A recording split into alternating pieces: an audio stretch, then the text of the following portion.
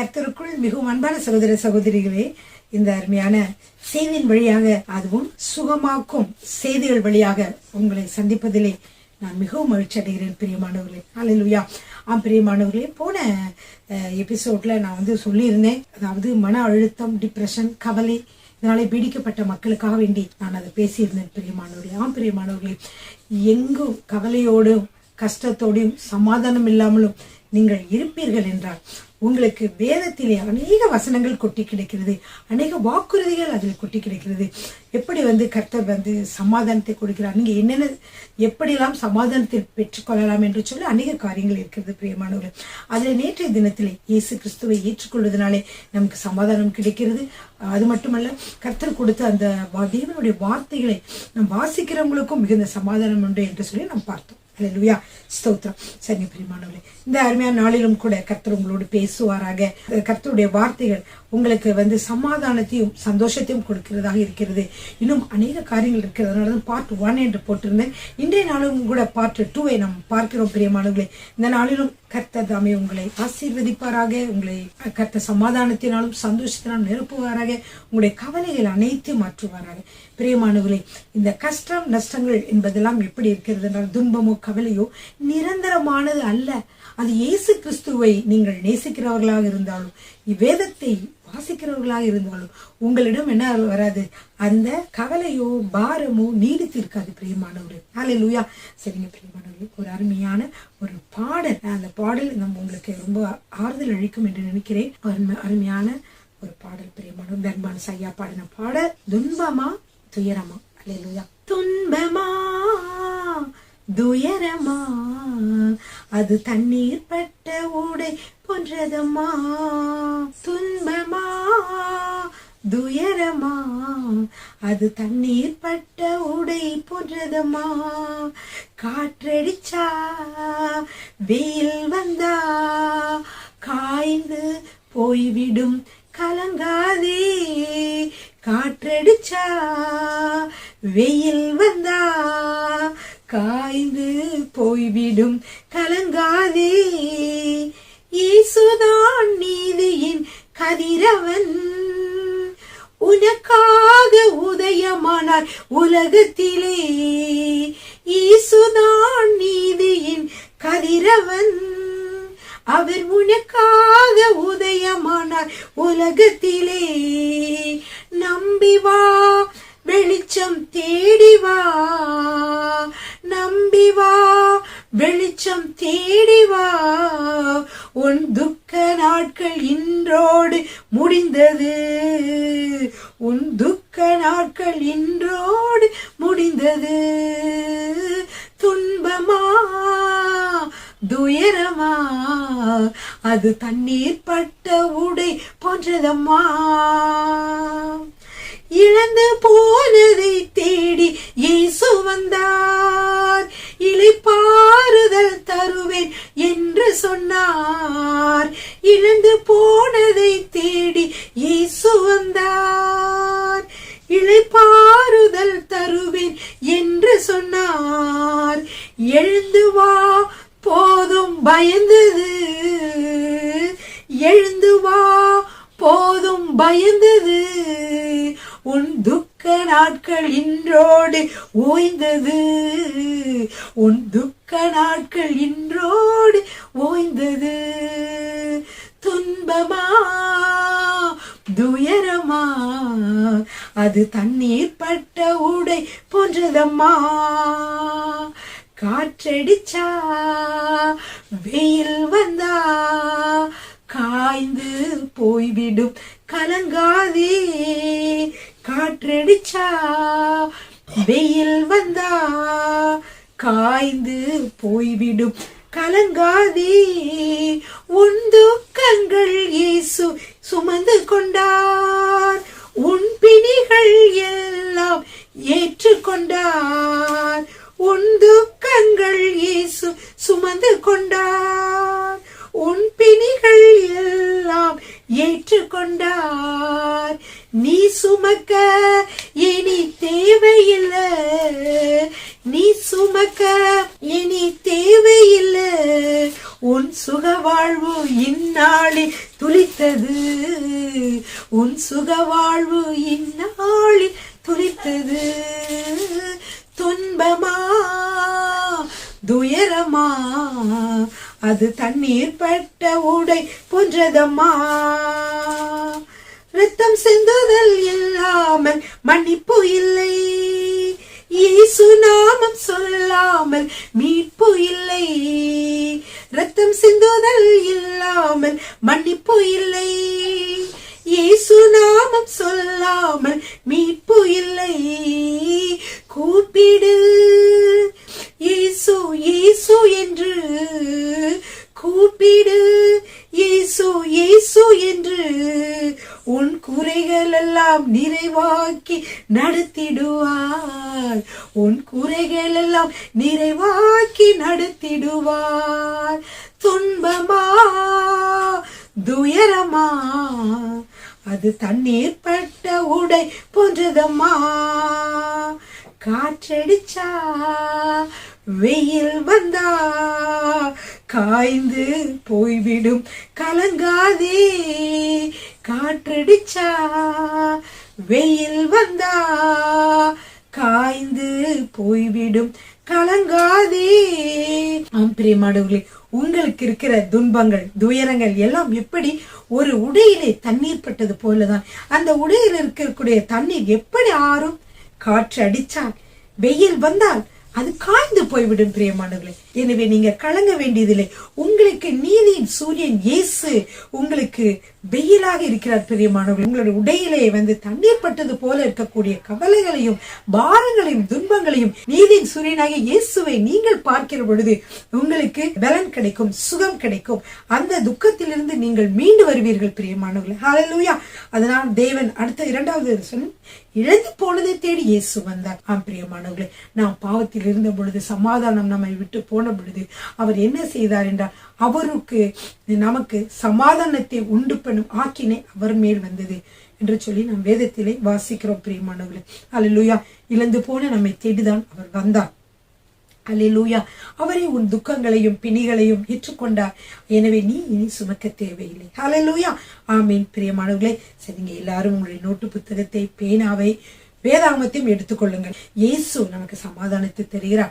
வேதத்தை நேசிக்கிறவர்களுக்கு மிகுந்த சமாதானம் உண்டு என்று சொல்லி நாம் என்ன செய்தோம் பார்த்தோம். இன்றைய தினத்திலே பரிசுத்த ஆவின் மூலம் உங்களுக்கு சமாதானம் கிடைக்கிறது பிரியமானவர்களே. கர்த்தராகிய இயேசு கிறிஸ்துவை ஏற்றுக்கொண்டவர்கள், ஞானஸ்நானம் பெற்றவர்கள் கர்த்தருடைய பாதத்தில் காத்திருக்கிற பொழுது அவர் பரிசுத்த ஆவினால் உங்களை நிரப்புகிறார். அப்படிப்பட்ட பரிசுத்த ஆவின் மூலம் உங்களுக்கு என்ன கிடைக்கிறது? சமாதானம் கிடைக்கிறது பிரியமானவர்களே. ரோமர் 8ஆம் அதிகாரம் 6வது வசனம், ஆவியின் சிந்தையோ ஜீவனும் சமாதானமும் ஆகும். எனவே நீங்கள் ஆவியின் சிந்தையை தரித்தவர்களாக, ஆவியானவரோடு நீங்கள் இடைப்படுகிறவர்களாக, ஆவியால் நிறைந்து ஜெபிக்கிறவர்களாக இருக்கிற பொழுது உங்களுக்கு என்ன ஆகுது? ஜீவன் கிடைக்கிறது, சமாதானமும் உங்களுக்கு கிடைக்கிறது பிரியமானவர்கள். அல்லேலூயா. ஸ்தோத்திரம். இயேசுவை ஏற்றுக்கொள்ளும் பொழுது உங்களுக்கு சமாதானம் உண்டு சொன்னேன். வேத வசனத்தினாலும் உங்களுக்கு சமாதானம் உண்டு என்று சொன்னேன். பரிசுத்த ஆவியினாலும் உங்களுக்கு சமாதானம் உண்டு என்று இந்த நாளிலே உங்களுக்கு சொல்லிக் கொண்டிருக்கிறேன் பிரியமானவர்களே. ரோமர் 14வது அதிகாரம் 17வது வசனமும் 19வது வசனமும் இப்பொழுது நாம் வாசிக்க போகிறோம். தேவனுடைய ராஜ்யம் புசிப்பும் குடிப்பும் அல்ல, அது நீதியும் சமாதானமும் பரிசுத்த ஆவினால் உண்டாகும் சந்தோஷமாய் இருக்கிறது. ஆனபடியால் சமாதானத்துக்கு அடுத்தவைகளையும் அந்நியோனிய பக்தி விரித்து உண்டாக்கத்தக்கவைகளையும் நாடக்கடவோம் என்று சொல்லி நாம் பார்க்கிறோம் பிரியமானவர்களே. பரிசுத்த ஆவியின் அபிஷேகத்தை பெற்ற நமக்கு என்னவென்றால் நீதி நமக்கு கிடைக்கும். நாமளும் நீதியாக நடக்க வேண்டும். 2வது சமாதானம் நமக்கு உண்டு. நாம் சமாதானத்தை அடுத்தவர்களுக்கு கொடுக்கிறவர்களாக இருக்க வேண்டும். நாமும் இப்படிப்பட்டவர்களுக்கும் சமாதானத்தை பெற்றுக்கொண்டவர்களாக இருக்க வேண்டும். ஆனபடியால் சமாதானத்திற்கு அடுத்தவைகளையும் அந்நியோனிய பக்தி விருத்து உண்டாக்கத்தக்கவைகளையுமே நாம் நாடக்கடவும் பிரியமானவர்களே.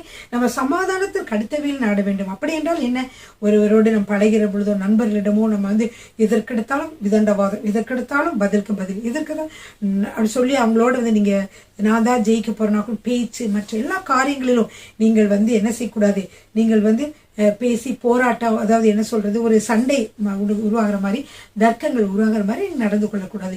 சமாதானத்துக்கு அடுத்தவர்களாக இருக்க வேண்டும். அப்ப நீங்க சமாதானமா நீங்க போகிற பொழுது உங்களுக்கு மட்டும் சமாதானம், பிறருக்கும் சமாதானம் உண்டாக்கிறவர்களாக நீங்க இருக்கிறீங்க. சரிங்க பிரியமானவர்களே. அடுத்ததாக பாருங்க, கர்த்தர் கொடுக்கும் சமாதானத்தை பரிசுத்த ஆவியினாலே காத்துக்கொள்ளுங்கள். உங்களுக்கு சமாதானம் இல்லாமல் இருக்கிறீங்களா? கவலை நிறைந்து இருக்கிறீர்களா? பாரத்தோடு இருக்கிறீர்களா? பரிசுத்த ஆவியிலே நிறைந்து சிறிது நேரம் ஜெபியுங்கள் பிரியமானவர்களே. உங்களுக்கு என்ன நடக்கும்? உடனே கர்த்தருடைய சமாதானம் உங்களை காத்துக்கொள்ளும். இதை இந்த வசனங்கள்ல நம்ம நிறைய காரியங்களை பார்க்கிறோம். சமாதானத்துக்கு எடுக்கக்கூடிய சிறு சிறு காரியங்களை நம்ம என்ன செய்யக்கூடாது, நம்ம அது எல்லாவற்றையும் நம்ம அகற்றி விட வேண்டும். சில நேரங்களில் யார் பத்தியாவது உங்களுக்கு மனதுல கவலைகள், பாரங்கள், கசப்புகள் இருந்தா நீங்க அதை ஏன் நினைத்து கொண்டு அதுக்கு பதிலுக்கு நம்ம என்ன செய்யலாம்? இப்படி பேசிட்டாங்களா, இப்படி பேசிட்டாங்களா நீங்க வருத்தப்படுவதனாலயோ, அல்லது இப்படி பேசுறவங்களுக்கு என்னென்ன பதில் செய்ய போறேன் என்று சொல்லி நீங்கள் பேசிக்கொண்டு இருப்பதனாலயோ பிரியமானவர்களே எதுவுமே நடக்க போவதில்லை. அந்த காரியங்களை நீங்கள் என்ன செய்வேன், சிறு சிறு காரியங்கள் உங்களை விட்டு அகற்றி நீங்கள் தேவனிடம் பிரேயர் பண்ணுங்க. பரிசுத்தாவில் நிறைஞ்சு ஜெபிங்க. அப்படி பரிசுத்தாவில நீங்க நிறைஞ்சு ஜெபிக்கிற பொழுது தேவனிடத்திலும் நீங்க எப்படி இருப்பீங்க, மனிதனிடத்திலும் தேவனிடத்திலும் நீங்க ஒப்புரவாகி இருப்பீர்கள் பிரியமானவர்களே. எனவே மனசாட்சி பாதிக்கப்படாத ஒரு வெற்றில வாழ்க்கை நீங்கள் வாழ முடியும். புரியுதுங்க? நீங்க யார் மேலாவது வருத்தமோ, கவலையோ, பாரமோ இருக்கிறதுனால உங்களுக்கு எந்த விதமான நன்மையுமே கிடையாது பிரியமானவர்களே. மேலும் மேலும் உங்களுக்கு அது ஆத்திரத்தை உண்டாக்கக்கூடியதாக இருக்கிறது பிரியமானவர்களே. என்னோட ஃப்ரெண்டு ஒரு சிஸ்டர் சொன்னாங்க, என்ன சொன்னாங்கன்னா, அவங்களுக்கு ஒரு மனதில் நல்ல சந்தோஷமா சமாதானமா இருக்கிற சகோதரி, கணவரும் மிகவும் நல்லவர் தான். ஆனால் அவங்களுக்கு என்ன பண்ண சிறிது ஒரு சந்தேகத்திற்குரிய ஒரு காரியம் நடைபெற்றது. அப்போ அவங்க நினைச்சிட்டாங்க, என்ன இப்படி நம்ம கணவர் நல்லதா இருக்கிறாரு, அவர் உண்மையில்தான் இருக்கிறாரு, ஆனா அவங்களுக்கு அது சரியா தெரியல. அப்ப என்ன நினைச்சாங்கன்னா, ஒரு இடத்துல பார்க்கும்போது ஒரு சகோதரி இப்படி கணவரே திருப்பி அவங்க பார்த்துக்கிட்டு கிடைக்கிற சான்ஸ் கிடைக்குமா அப்படின்னு ஓடி பார்க்கும்போது அவங்க நினைச்சிட்டாங்க, ஏன் இந்த பொண்ணு லேடி இப்படி பாக்குறாங்க, ஒரு கணவர் இந்த பொண்ணை பார்த்துப்பாரோ, அதனாலதான் இவங்க திருப்பி பார்க்கிறாங்க என்று சொல்லி அவங்க ஒரே மன போராட்டம். என்னுடைய கணவர் மிகவும் நல்லவர் தானே, எப்படி அவர் இப்படி செய்ய போனது, எப்படி ஒரு பெண்ணை பார்க்கறதுனால அந்த பெண்ணோட மனமும் கெட்டு போகும், திருப்பி அதை பார்ப்போம், இந்த சூழ்நிலையே அவர் உருவாக்கணும் அப்படின்னு சொல்லி அந்த சகோதரி மன வேதனைப்பட்டாங்க. இல்லை, எப்படி நம்ம கணவரை நம்ப முடியும், நம்ம எவ்வளவு பரிசுத்தமா வாழ்கிறோம், ஏன் இந்த கணவர் இப்படி நடந்து கொள்கிறார் என்று அவங்க மனதுல கவலைப்பட்டு ரொம்ப கவலையினால என்னாச்சு, அவங்களுக்கு ஒரு டிப்ரெஷன் மாதிரி இருந்தது. ஸோ இந்த மாதிரி சூழ்நிலைனால தாங்கவே முடியல அப்படின்னு சொல்லி அவங்க நினைச்சிட்டே இருந்தாங்க. ஆனா அந்த நேரத்துல அவர்கள் என்ன செய்தார்கள் என்றால், சமாதானத்திற்கு அடுத்தவைகளை நாம் செய்ய வேண்டும் என்று அவங்க உணர்ந்து கொண்டார்கள். ஒரு சத்தியத்தை அறிந்தார்கள், என்னவென்றால் பிசாசானவன் தான் என்ன செய்யறான், நம்ம குடும்பத்துல குழப்பங்களையும் பிரிவினையும் உண்டாக்குகிறான். எனவே இந்த அவனுக்கு இந்த வசனத்தை நான் உங்களுக்கு வாசிக்கிறேன். வாசித்து சொல்லும்போது உங்களுக்கு ரொம்ப பிரயோஜனமா இருக்கும். 2 கொரிந்தியர் 2:10 வசனம். எவனுக்கு நீங்கள் மன்னிக்கிறீர்களோ அவனுக்கு நானும் மன்னிக்கிறேன், பவுல் சொல்றாரு. மேலும் எதை நான் மன்னித்திருக்கிறேனோ அதை உங்கள் நிமித்தம் கிறிஸ்துவனுடைய சன்னிதானத்திலே மன்னித்திருக்கிறேன். சாத்தானாலே நாம் மோசம் போகாதபடிக்கு அப்படி செய்தேன், அவனுடைய தந்திரங்கள் நமக்கு தெரியாதவைகள் அல்ல. அப்போ அந்த சகோதரி இந்த வசனங்களை படிக்கும் போது அவங்க நினைச்சாங்க, சாத்தானுடைய தந்திரங்கள், அவன் என்ன செய்வான், குடும்பத்துல குழப்பங்களை உருவாக்குவான். கணவன்கிட்ட வேற மாதிரி சொல்லி தருவான், மனைவிட்டு வேற மாதிரி சொல்லி கொடுப்பான், சிந்தனைகள்ல இந்த மாதிரி அந்த மாதிரிலாம் சொல்லி கொடுத்து குடும்பத்துல குழப்பத்தை உண்டாக்குறதுதான் அவனோட வேலை. ஏன்னா கர்த்தருக்கு என்ன ஒரு சித்தம், ஒரு குடும்பத்தை அழகாக கட்டி அவர்கள் தேவனுக்கு சாட்சியுள்ள மனிதர்களாக வாழ வேண்டும் என்பது யாருக்கு இஷ்டம், ஆண்டவருக்கு இஷ்டம். அதனாலதான் ஆண்டவர் சுகத்தையும் பலத்தையும் ஞானத்தையும் கொடுத்து வழிநடத்தி வருகிறார். ஆனா சாத்தானுக்கு என்ன, எதிர்மறையான ஆசை, அவனுக்கு அந்த குடும்பங்களை குலைச்சு விடணும், அதுதான் அவனோட ஆசை. அப்ப அவன் என்ன செய்யறான்னா, அவன் குடும்பத்தை குழைக்க பார்க்கிறான். அப்போது இந்த வசனம் என்ன சொல்லுகிறதுனா, அவனுடைய தந்திரங்கள் நமக்கு தெரியாதவைகள் அல்லவே. அவன் தந்திரமா குடும்பத்துல குழப்படியை உண்டாக்குறதுனால நம்ம என்ன செய்யணும், அவனோட தந்திரங்கள் இப்படி இருந்தா நம்ம என்ன செய்யணும், அவனுடைய டிவைஸ், அவனுடைய தந்திரமான கருவிகளை வச்சு அவன் படுத்த நமக்கு அது நம்மளும் அவனுக்கு என்ன செய்யணும், அகேன்ஸ்டா செய்யணும். அவனோட அகேன்ஸ்டா என்ன செய்யணும்னா, சாத்தானாலே நான் மோசம் போகாதபடிக்கு அப்படி செய்தேன். எப்படி செய்தேன் என்று பவுல் சொல்கிறார், எவனுக்கு நீங்கள் மன்னிக்கிறீர்களோ அவனுக்கு நானும் மன்னிக்கிறேன், மேலும் எதை நான் மன்னித்திருக்கிறேனோ அதை உங்கள் நிமித்தம் கிறிஸ்துவனுடைய சன்னிதானத்தில் மன்னித்திருக்கிறேன்னு சொல்லுகிறார். அப்போ மன்னிப்பு அங்க ரொம்ப முக்கியமா தேவைப்படுது. அவங்க மனதுல வைராக்கியம் வச்சுட்டாங்க, அவங்க இப்படி செஞ்சாங்க, நான் அப்படி செய்வேன் இப்படி செய்வேன்னு அவங்க மனதுல நினைச்சாங்க. ஆனா ஆண்டவர் என்ன சொல்றாரு, மன்னித்து விடு, அதை மறந்து விடு. அது நடந்திருக்காது, செகண்ட் நடக்காம கூட இருக்கலாம், சாத்தான் சொல்லலாம், அல்லது நடந்திருந்தா கூட நீ என்ன செய்யணும், அதை மன்னிச்சுட்டு எப்பயும் போல கோபத்தோடோ சண்டையோட அன்பாக நீ பேசு. அப்படி நீ பேசுவதனால கணவரை நீ ஆதாயப்படுத்திக் கொள்வாய். குடும்பங்கள்ல அநேக நேரங்களில் இந்த மாதிரி சண்டைகள் பிரச்சனைகள் நடக்குது. இதனால பெண்களுக்கும் டிப்ரெஷனா இருப்பாங்க, ஆண்களுக்கும் மனதளவுல பாதிக்கப்பட்டு இருப்பாங்க. ஆனா ஒரு அருமையான குடும்பத்தை என்ன செய்ய போறான் சாத்தான் இந்த மாதிரி சிந்தனைகளை கெடுக்க முற்படுவாங்க. உடனே நீங்கள் செய்ய வேண்டியது என்ன செய்யணும்? மன்னிக்க வேண்டும். செகண்ட் ஆண்டவரை நீங்க நோக்கி பார்க்கணும். கர்த்தர் தான் நமக்கு பரிபூர்ணமான சமாதானத்தையும் சந்தோஷத்தையும் அன்பையும் கொடுக்க முடியும் இல்லையா? அப்ப நம்ம மனைவியவே நம்ம பார்த்துக்கிட்டு அவ என்ன இப்படி சிரிச்சுடுன்னு விழுதுறான் அப்படின்னு சொல்லி அவளே ஃபோக்கஸ் பண்ணிட்டு இருந்தாலும், கணவரையே பார்த்துட்டு ஏன் அவர் சிரிச்சுடுன்னு இப்படியே பேசிட்டு இருக்கிறாருன்னு சொல்லி அவரை பார்க்கறதுனாலயோ என்ன ஆகாது? உங்களுக்கு குடும்பத்துல சமாதானம் உண்டாகுது.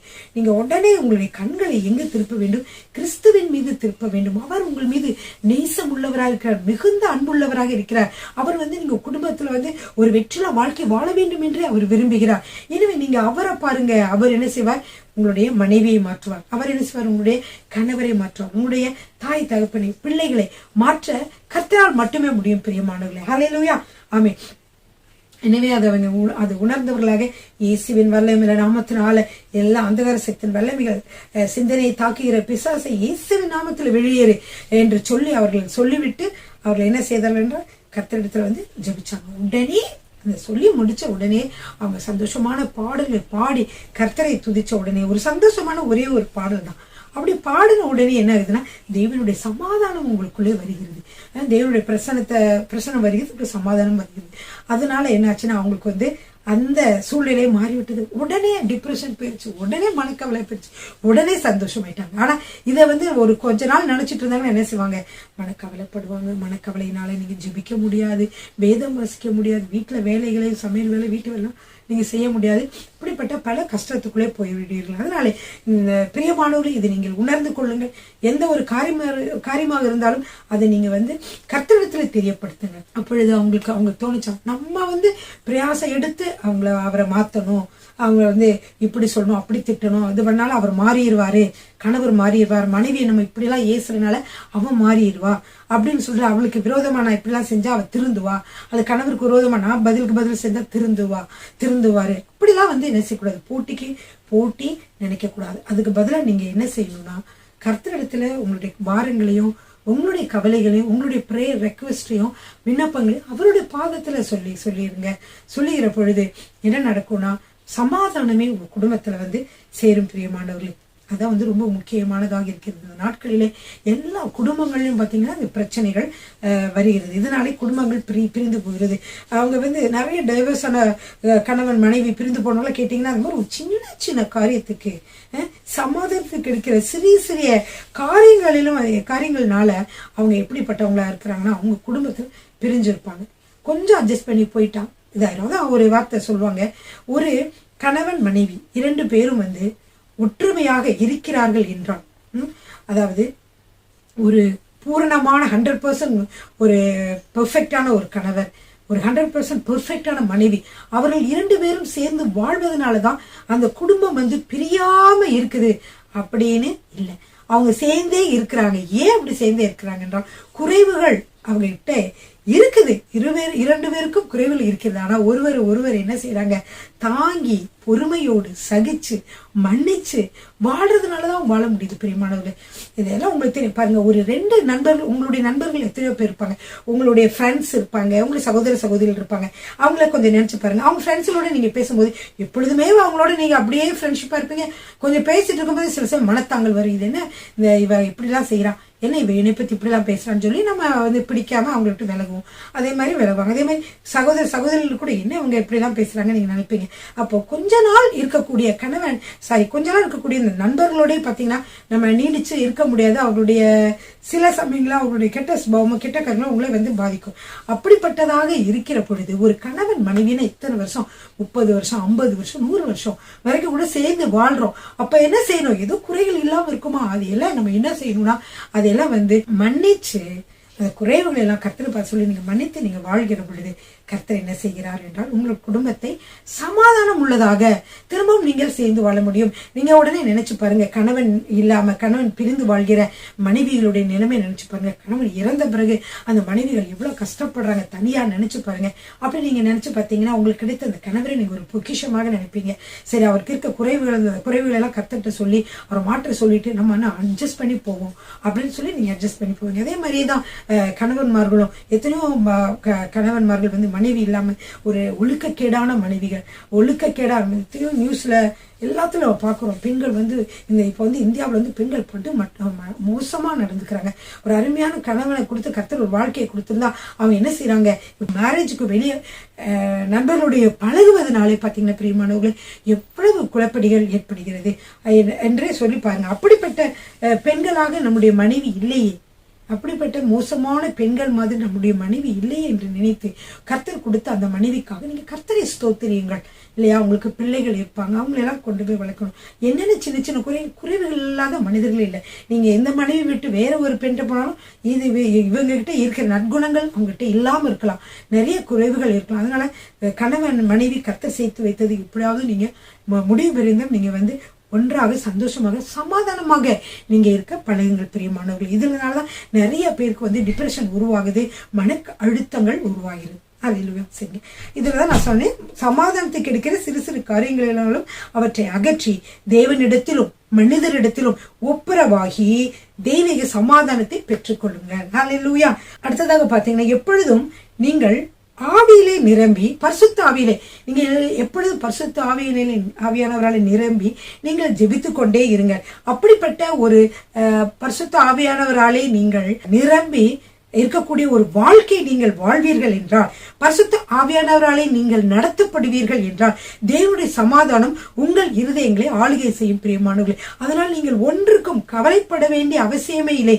பரிசுத்த ஆவியானவர் சமாதானத்தின் வழியிலே உங்களை நடத்துவார் பிரியமானவர்களே. இப்பொழுது அதாவது தேவனாகிய கர்த்தர் இயேசு கிறிஸ்து உங்களுக்கு சமாதானத்தை என்ன செய்தார், சிலுவையில இருந்து பெற்று கொடுத்திருக்கிறார். அவர் வந்து எல்லா காரியங்களையும், குடும்ப ஒற்றுமையா, நோய் நொடியில வருந்துறீங்களா, அது பேர் பொருளாதாரத்திலே குறைவுள்ளவர்களா இருக்கிறீங்களா, ஞானத்திலே குறைவுள்ளவர்களா இருக்கிறீர்களா, அல்லது வந்து இப்படிப்பட்ட எந்த குறைவுள்ளவர்களாக இருந்தாலும் கூட கர்த்தர் என்ன செய்து விட்டார், உங்களுக்காக சிலுவையிலே எல்லாவற்றையும் சவதரித்து கொடுத்து விட்டார் பிரியமானவர்களை. நீங்கள் எதுவுமே செய்ய தேவையில்லை. அதே போலதான் ஒரு குடும்பத்திலும் சமாதானத்தையும் சந்தோஷத்தையும் கர்த்தரை கொடுத்து விட நீங்களாக செய்ய வேண்டிய காரியங்கள் ஒன்றுமே இல்லை. எப்படி நம்ம வந்து கர்த்தரை ஏற்றுக்கொள்கிற பொழுது நம்ம எதுவுமே செய்ய வேண்டாம், புண்ணியங்கள் அது செய்யணும் இது செய்யணும் எதையுமே செய்யாம இயேசு கிறிஸ்துவை நாம் ஏற்றுக்கொள்கிற பொழுது வார்த்தையினாலே நாம் இயேசு கிறிஸ்துவே நீரே என்னுடைய தேவன், இயேசு கிறிஸ்துவே என்று சொல்லுகிற பொழுது நீங்கள் என்ன செய்கிறீர்கள், ரட்சிக்கப்படுகிறீர்கள் இல்லையா. அதே போலத்தான் உங்களுடைய குடும்பத்தை நீங்கள் காப்பாற்ற வேண்டும் என்ற அவசியம் இல்லை. இந்த கணவர் இப்படி செய்யறார், மனைவி இப்படி செய்யறார் என்று நீங்கள் எதையுமே அதற்காக நீங்கள் செய்ய வேண்டிய அவசியமே இல்லை. ஏனென்றால் இயேசு கிறிஸ்து உங்களுக்காக எல்லாவற்றையும் செய்து முடித்து விட்டார். எனவே நீங்கள் அந்த சிந்தனையோடு கூட என்னோட குடும்பத்தை கர்த்தர் பொறுப்படுத்திக் கொண்டுள்ளார், எனக்கு என்ன தீங்கும் நேரிடாது என்று சொல்லி நீங்கள் என்ன செய்ய வேண்டும், எப்பொழுதும் நீங்கள் அறிக்கையிட வேண்டும். அப்படியே நீங்கள் வந்து மனதில் நினைக்க வேண்டும். எனவே இதுதான் நீங்க மனதில் காரியங்களை கொண்டு வருகிறது. அடுத்ததாக பாருங்க, கர்த்தராகிய இயேசு கிறிஸ்துவின் மரணத்திற்கு பின்பாக சீஷர்கள் என்ன செஞ்சாங்க, நம்பிக்கையெல்லாம் இழந்து திரும்பவுமாக அவர்கள் முதல் மீன் பிடிச்சிட்டு இருக்கும் போது ஆண்டவர் அவர்களை வந்து என்ன செய்தார், ஊழியத்துக்காக கொண்டு வந்தார். அப்புறம் கர்த்தர் பொருள் திருப்பி மீன் பிடிக்க பழையபடி சென்றார்கள். ஆனால் இயேசு கர்த்தர் என்ன சொல்லியிருந்தார் என்றால், அவர்களுக்கு நான் போகிற பொழுது 50வது நாளிலே நான் உயிரோடு எழுந்து 50வது நாளிலே என்ன செய்வீங்க, நீங்க போய் 120 பேர் வந்து என்ன செய்திருந்தாங்க, மேல் அறை வீட்டிலே கூடியிருந்தார்கள். அப்படி கூடியிருக்கிற பொழுது நான் பரிசுத்த ஆவியானவரை கொடுப்பேன், தேற்றரவாளனை கொடுப்பேன், உங்களை தேற்றுகிறவர் உங்களை ஆற்றுகிறவர் அவரை உங்களுக்கு கொடுப்பேன் என்று சொன்னார் பிரியமானவர்கள். அப்படி இயேசு கிறிஸ்து பரமேறின பிறகு இவர்கள்லாம் காத்து கொண்டிருந்த பொழுது அவர் தான் இயேசு கிறிஸ்துடைய ஆவியானவர் தான் அதை பரிசுத்த ஆவியானவர் திரும்பவுமாக என்ன செய்து விட்டார் என்றால், அவர்களுடைய மேல் வீட்டு அறையிலே காத்திருந்து ஜெபித்த போது பிதாவின் வாக்குத்தத்தம் நிறைவேறினது, அவர்கள் எல்லாரும் பரிசுத்த ஆவியினாலே நிரப்பப்பட்டார்கள். எனவே நீங்கள் வந்து இது வந்து லூக்கா 24 49 அப்போஸ்தலர் 1:5 நீங்கள் வாசிக்கலாம். சரிங்க பிரியமானவர்களே. அதே போல அப்போஸ்தலர் 2:38 வாசிக்கிற பொழுது, நீங்கள் மனம் திரும்பி ஒவ்வொருவரும் பாவ மன்னிப்புக்கென்று இயேசு கிறிஸ்து நாமத்தினாலே ஞானஸ்நானம் பெற்றுக்கொள்ளுங்கள், அப்பொழுது பரிசுத்தாவின் வரத்தை பெறுவீர்கள். இப்படியாக நீங்கள் பாவ மன்னிப்பு பெற்று கர்த்தரிடத்துல பெற்று நீங்க என்ன செய்யுங்க, பரிசுத்தாவின் அபிஷேகத்தை பெற்றுக் கொண்டீர்கள். இந்த பரிசுத்தாவின் அபிஷேகமானது எப்படிப்பட்டதாக இருக்கிறது என்றால், அப்போஸ்தலர் 9:31 வாசிக்கிறேன். அப்போஸ்தலர் 9:31 சபைகள் சமாதானம் பெற்று பக்தி விருத்தி அடைந்து கர்த்தருக்கு பயப்படுகிற பயத்தோடும் பரிசுத்த ஆவின் ஆறுதலோடும் நடந்து பெறுகின. அப்ப பரிசுத்த ஆவியானவர் உங்களோட வருகிற பொழுது உங்களுக்கு என்ன உண்டாகிறது? சபையிலே சமாதானம் உண்டாகிறது, குடும்பத்திலே சமாதானம் உண்டாகிறது. பிரியமானவர்களே, ஒரு கதை, ஒரு சின்ன கதை. ஒரு ஏழை ஊழியக்காரர் என்ன செய்தார்னா, அவர் வாழ்க்கையில ரொம்ப போராட்டங்கள், ஊழியத்திலே போராட்டங்கள், என்ன செய்வதென்று தெரியாமல் கிறிஸ்தவ வாழ்க்கையை நொந்து என்ன செய்தார், போய் ஒரு இப்படி இருக்கிறது என்னோட வாழ்க்கை என்று சொல்லி ஒரு மாமரத்தடியில் உட்கார்ந்திருந்தார். அப்போ மாமரத்தடியில் உட்கார்ந்திருக்கும் பொழுது அப்படியே மாம்பழத்தை பார்த்து கொண்டுதான் கர்த்தர் அவரோடு பேசினார். ஏன் நீ இப்படி மனக்கவலையோடு இருக்கிறாய்? பாருங்க, இப்ப இந்த பழம் இருக்கு இல்லையா, இந்த மாம்பழம் இருக்கு இல்லையா, இந்த மாம்பழமானது எப்படி இருக்கிறது? அதை பார்க்கிற பொழுது அது போராட்டமானதாக இருக்கிறதா இல்ல சமாதானமாக இருக்கிறதா என்று கேட்டார். அப்பொழுது சொன்னார், சமாதானமாக தான் இருக்கிறது, நல்ல அழகான கலர், நல்ல பார்ப்பதற்கு மிகவும் அழகாக இந்த மாமரத்துல இந்த மாம்பழம் இருக்கிறது என்று சொல்லி அவர் சொன்னார். ஏன் தெரியுமா ஆண்டவரே அது அப்படி இருக்குதுன்னு சொன்னார். ஏன்னா அந்த மரத்துல இருந்து, அந்த மரத்தோட கிளைகளிலே காம்புல இருந்து என்ன இருக்குது, மாம்பழம் இருக்கிறது. காம்பு வழியாக, அந்த காம்பின் வழியாக என்ன நடக்கிறது என்றால், அந்த மாமரமானது அடியில, அந்த வேர்க்கடியிலே எடுத்துக்கொண்ட நியூட்ரிஷன்ஸ் எல்லாத்தையும் என்ன செய்யுது, தண்ணி எல்லாத்தையுமே என்ன சொல்றது, சத்தெல்லாம் உறிஞ்சு கொடுக்குது. அந்த வழியாக மாம்பழத்துக்கு என்ன செய்கிறது, அந்த சுவை எல்லாமே, நிறம் எல்லாமே அது வழியாக அதுக்கு போகிறது அப்படின்னு சொல்லி அந்த ஊழியக்காரர் சொன்னாராம். அதனாலதான் அது நல்லா செல்புற்றதா இருக்குன்னு. ஆண்டவர் சொன்னா, அதே மாதிரிதான் உன்னுடைய உள்ளத்தை நீ திறந்து வை மகனே, எப்பொழுதும் பரிசுத்த ஆவியானவருக்கு நேராக திறந்து வை, எப்பொழுதும் நீ ஜெபித்துக் கொண்டு பரிசுத்த ஆவியிலே நிறைந்து ஜெபி. அப்பொழுது என்ன இருக்கும் என்றால், அந்த தேவனிடமிருந்து அப்படியே உனக்கு எல்லா காரியங்களும், பொருளாதார குறைவுகளா, சுகவீனமா, பலவீனமா இருக்கிறீங்களா, எதுவாக இருந்தாலும் மாறி என்ன செய்யும், அந்த ஆவி உண்மையில் இடைவிடாமல் இறங்கிக் கொண்டே இருக்கும். அப்பொழுது என்ன செய்யும், இனிமையான கனிகள் எப்படி மாமரத்திலே உண்டானது போல உன்னிலும் இனிமையான கனிகள் உண்டாகும் என்று சொன்னாராம். அதாவது யோவான் 15:5 வாசிக்கிறேன்.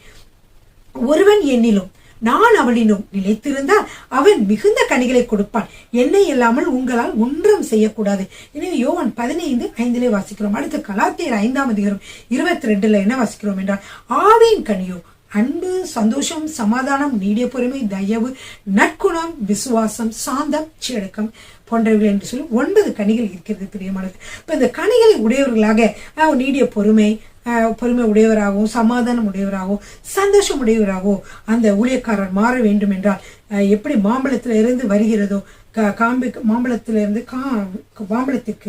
மாம்பழத்திலிருந்து அந்த காம்பின் வழியாக இப்படி சத்து வருகிறதோ, அதே போலத்தான் பரிசுத்த ஆவியானவரிடமிருந்து நம்முடைய உள்ளத்தை திறந்து வைக்கிற பொழுது பரிசுத்த ஆவியானவரிடமிருந்து என்ன வருகிறது, நல்ல சத்துக்கள், அன்பு, சமாதானம், சந்தோஷம் எல்லாம் நம்மளை நிரப்பி, கர்த்தருடைய அன்பு நம்மை நிரப்பி என்ன செய்கிறது, கனி கொடுக்க உதவி செய்கிறது.